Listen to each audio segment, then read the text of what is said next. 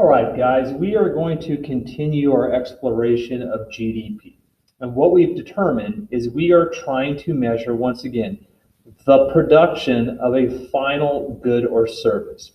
And that is going to be something that is traded, which is why we discussed we can measure it from the perspective of the buyer spends money, or measure it from the perspective of the seller receives money in exchange for that final good or service. From the buyer's perspective, we have what is called the expenditures approach. And that is, once again, as I mentioned in class, a formula your parents may remember from their days of macroeconomics. GDP is equal to capital C plus I sub G plus G plus X sub N. So let's become comfortable with every single one of those. Most important thing in the perspective of the United States is that capital C is the largest component of GDP, meaning you and I, households in the private sector, buy a lot of different goods and services. We gave some examples in class, and mainly we're talking about these three categories of goods and services. A durable consumer good may be used more than once.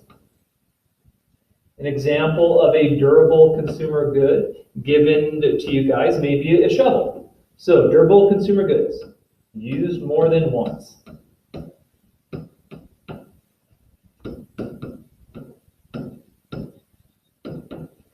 And our example is a shovel. A non-durable consumer good is used only once.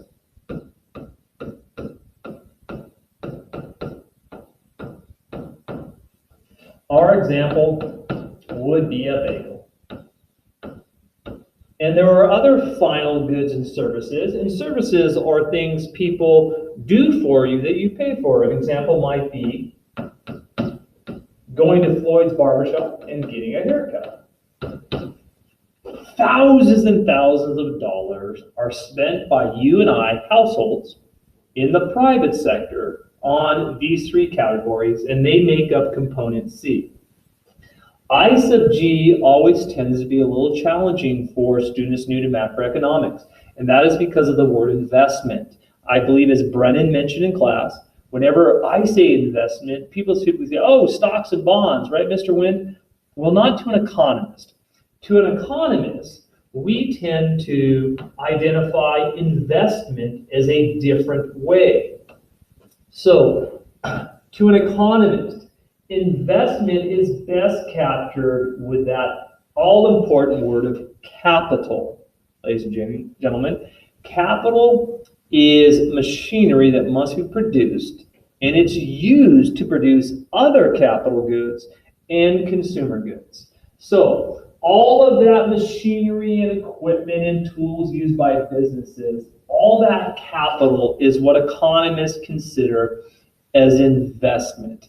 But since capital does wear down and we're only looking at gross, there's another value out there that takes into account that depreciation. Depreciation, the wearing down of capital, where capital must be either fixed or replaced. And that is the difference between gross and what is called net. So just be aware that net private domestic investment means that the depreciation has been subtracted. So if we want gross, we're going to have to add it back in. At the same time, economists consider all construction. So you can think of Fort Collins as a growing city with all this new residential construction. To an economist, that all is going to go into the category of I sub G. And lastly, there are inventories.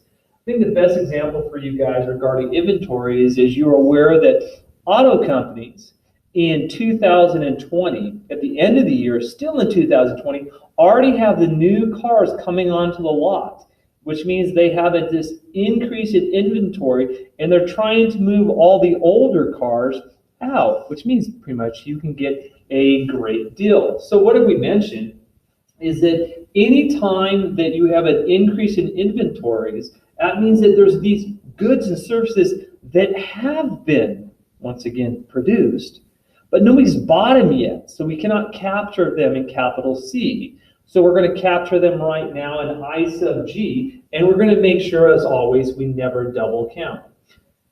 GDP, equals C plus I sub G plus, well, we got to make sure you understand before I move on that, once again, I've highlighted some important things, ladies and gentlemen.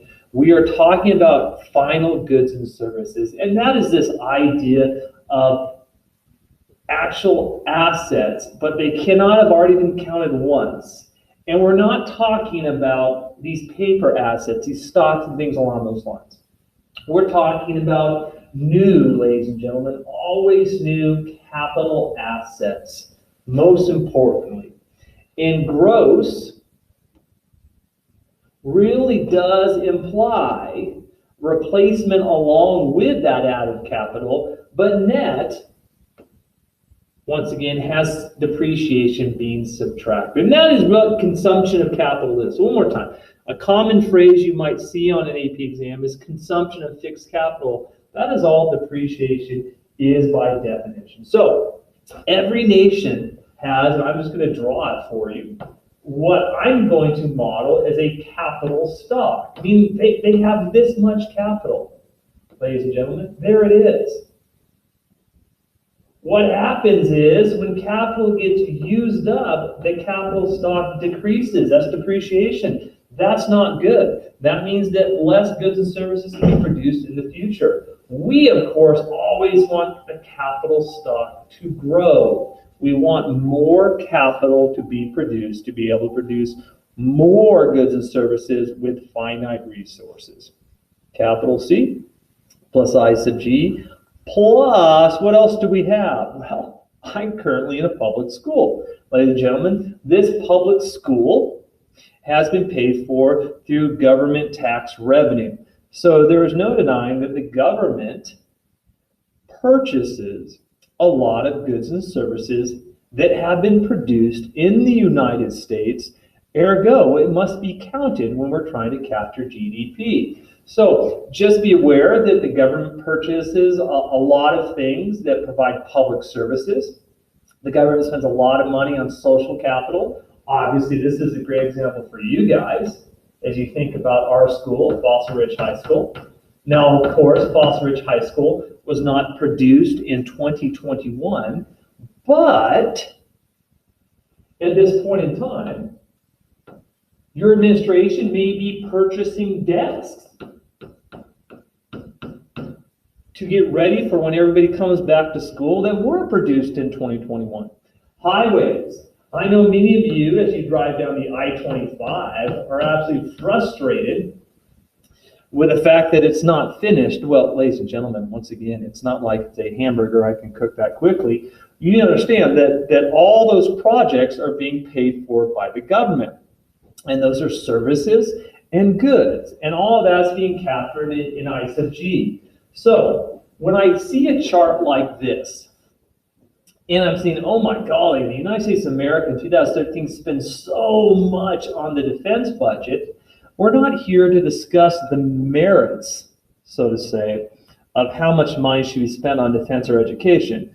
We're just here to recognize that capital G, the U.S. does spend money, and if they spend money on goods and services that are final and produced in the United States of America, well, then those are going to go to, once again, America's GDP. You know, this is this old argument, and I've heard many times that, oh, Mr. Wynn, you know what ended the Great Depression? It was the war. There was an uptick in the demand for goods and services due to the war effort. That would lead us to jump to the conclusion that war is good for the economy, ladies and gentlemen, because all those tanks and bullets and bombs involve production, it involves employment, you need land, labor, and capital. And of course, that's why we always begin this class by reading Boscia and the broken window fallacy. And we've always discussed this idea that this class is majorly influenced by John Maynard Keynes. And Boscia would take great umbrage with what John Maynard Keynes himself says. But moving away from that, let's look at the last component. This is a confusing one, this whole X sub N, because it stands for net exports, ladies and gentlemen. You have to take exports, which are things produced in the United States and sent abroad, which is great because GDP measures the United States. production. But we're subtracting imports, ladies and gentlemen, which are things that have been produced abroad and are coming into the United States of America. So I think my handy dandy chart here may be somewhat helpful to you guys. Let's see if I can move some things around here. Number one, so America's stuff produced is good for GDP. Foreigner stuff produced is bad for GDP. But not really, because it all depends. Where was the American stuff produced? Was it produced in the United States? Then it's good for GDP. Was the American stuff produced outside the United States? Bad for GDP. Was the American or foreigner stuff produced in the United States? Good for GDP. Was the foreigner stuff produced outside the United States? Bad for GDP. See, ladies and gentlemen, once again, we're not here to debate my terms. We're just here to say we're trying to capture the production of all final goods and services domestically. It doesn't matter who makes it. So the argument is that Americans buying American stuff is going to be good for GDP because the stuff was bought in America. And foreigners buying American stuff is also good for GDP. Well, there we go. It doesn't matter who's buying it. All that matters is, once again, that it's bad. Now, I do know that many of you buy foreign stuff that was produced elsewhere. So by definition, that is bad for GDP. But is it bad for you? That is, of course, a question we will always look as we analyze this much bigger picture of gross domestic product. So this is an example. I mentioned the U.S. government is trying to keep track of all of this. This is some hypothetical data that's been tabulated by the accountants. It's called the National Income Accounting. And let's say that I wanted to compute GDP and NDP. Well, I'm going to use the expenditures approach when I do that. And the expenditures approach is a very easy formula. So make sure you know it. It's simply that the GDP, let's see if I can get my pen to work, that's much more helpful. Try this. Here we go. GDP is equal to capital C plus I sub G plus G plus X sub N. Okay, the chart's nice and easy, straightforward. Capital C is all the stuff that you and I tend to buy. And so I'm looking through my chart, I'm just trying to make sense of the different words, be flexible. And I notice this is personal consumption expenditures. I can assume that is talking about capital C. I sub G is gross private domestic investment. Okay, so what's going to help me out here? Well, I have a couple things going on here. They gave me net private domestic investment. So that would be 52. But of course, net implies that depreciation has been taken into account. So to calculate gross, I'm going to go back and find depreciation. And there it is. It is consumption of fixed capital. So I'm going to have to add that back in. Capital G is government purchases, and that's pretty straightforward. It's almost like the AP exam was designed for me. It says it right there, that's 59. And X sub N, well, that's net exports. Let's see what information they've given me regarding exports and imports. It does say that the U.S. exports of goods and services was $17 billion, but it says imports of goods and services was $16 billion. Since I want net exports, I'm going to take exports and I'm going to subtract imports. So if I was to calculate all those numbers, 219 plus a quantity of 52 plus 11 plus 59 plus 17 minus 16, I will have successfully calculated GDP.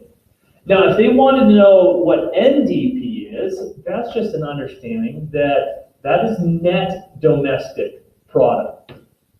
NDP is going to be the value for GDP, taking away the consumption of fixed capital, which makes many economists argue that NDP is more of an accurate measurement of true production capacity for a particular country because it's taking into account this whole concept of depreciation, ladies and gentlemen. So on the presentation, of course, you would have gotten these two particular numbers right here if we would have done it correctly. Hopefully you'll take the time to do that on your own.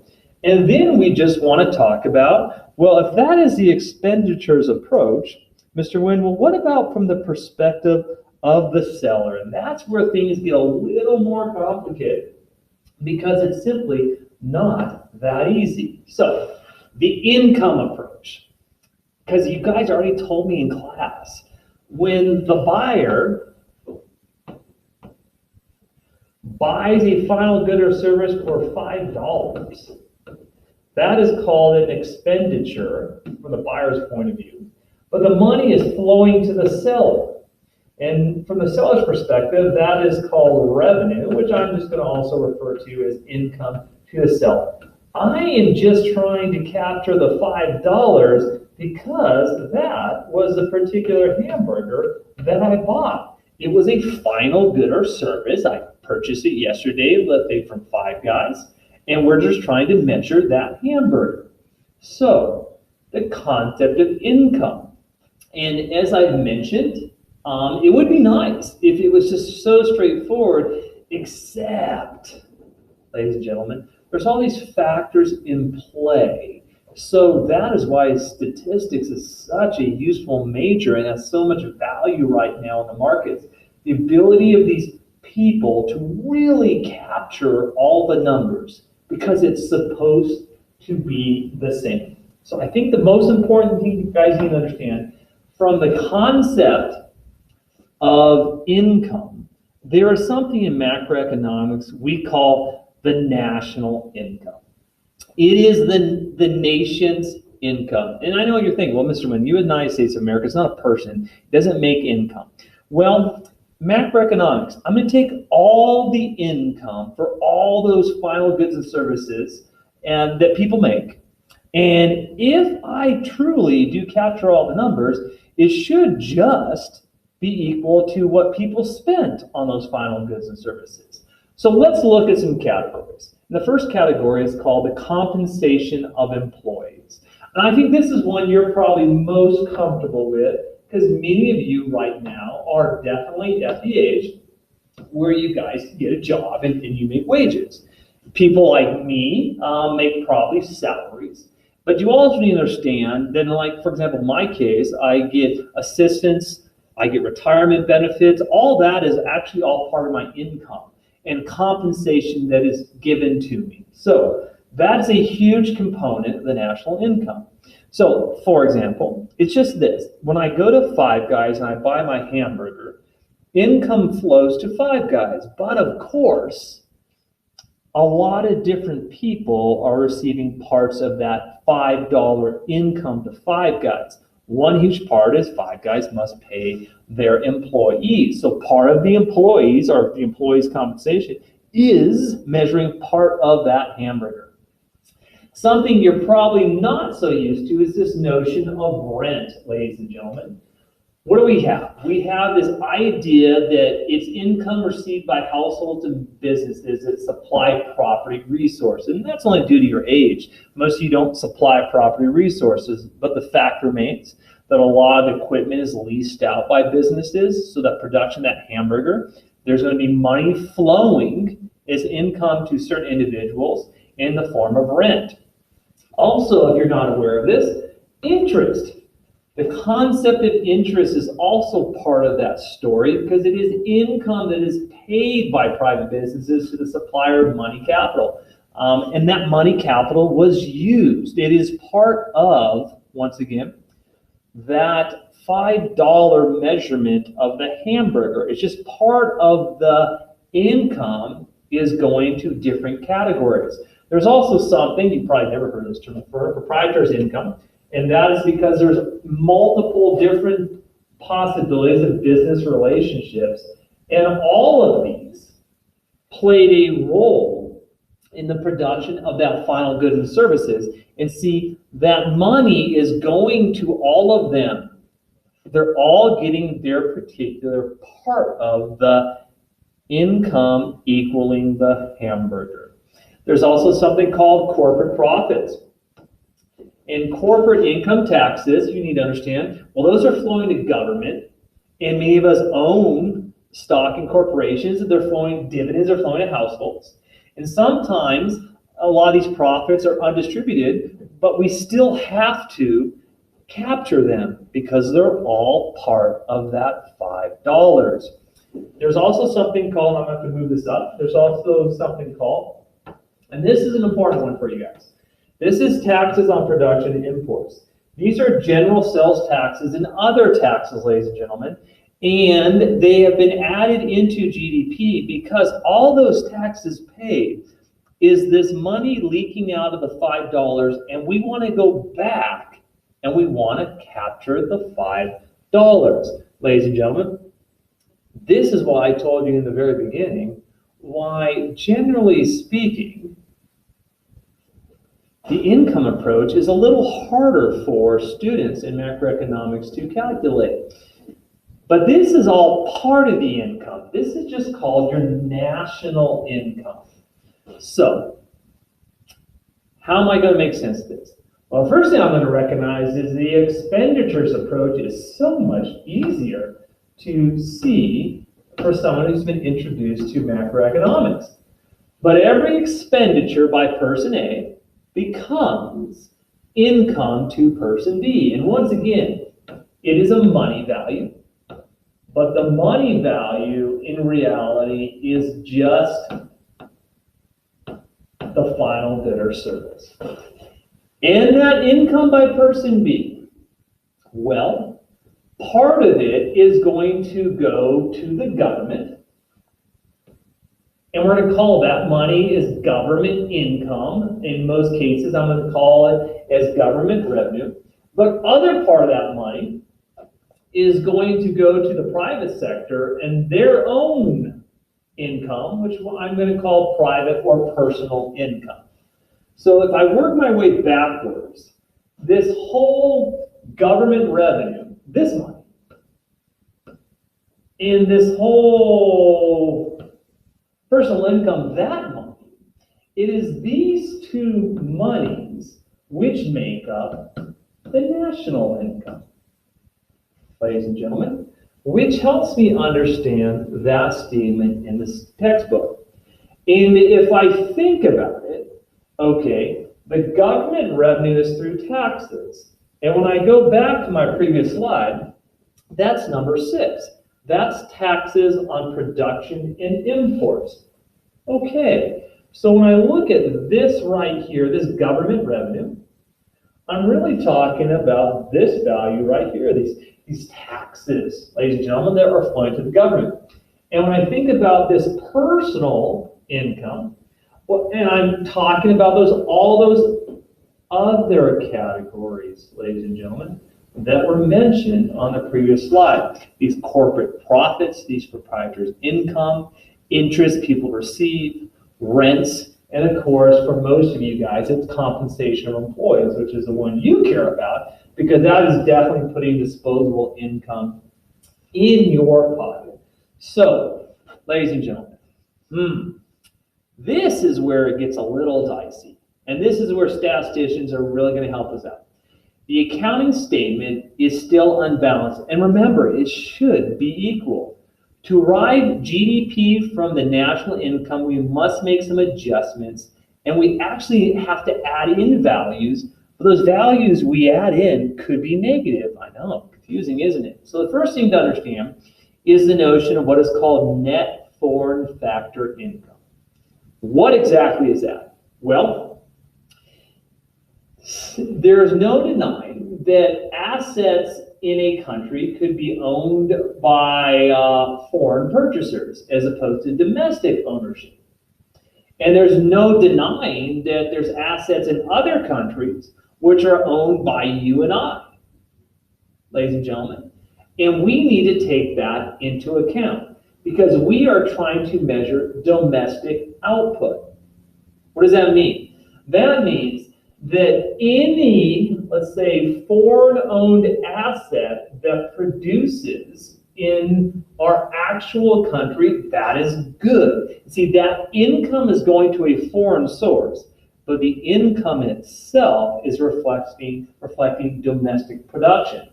At the same time, there's no denying income comes into me or you or any domestic citizen, but that income is coming from something owned abroad, which means really it is not measuring domestic production, it is measuring foreign production. And since we want GDP, we have to take that into account, ladies and gentlemen. We are trying to measure domestic output. So, if it is foreign owned in the country, I'm going to say foreign owned domestic, well, that's going to definitely be a plus when it comes to GDP. At the same time, sorry about that, just a little typo in there. If it's income that is you and I, domestic owned, but it's income from foreign resources. So let's say this is domestic owned foreign resources that gave us the income. Ladies and gentlemen, we have to take that as a negative when we're trying to address income that is measuring domestic production.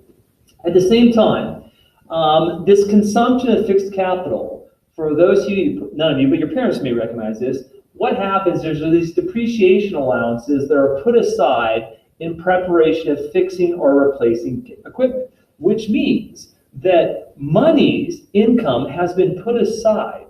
Money's earned for the actual production of a good or service during that year, but it's not flowing to income at all for anybody. But the money does reflect the actual good and service that has been produced. So we need to find that consumption of fixed capital. We need to find that depreciation allowance. And this is where it comes down to. This number, I'm going to do this hypothetically. This number, which is the expenditures approach, is supposed to equal this number, which is the income approach, ladies and gentlemen. And if it doesn't, because it's so difficult to find all of this, the statisticians are going to calculate some discrepancy, take into account the leakage of all these monies, and they are going to add in that number to ensure that this number and that number are the same, because in theory, they are absolutely supposed to be the same. Ladies and gentlemen, that was your introduction into both the expenditures approach and the income approach. Make sure you do understand that. And we're going to take a look and answer any questions perhaps that you have in class. So on that note, have yourselves a great day.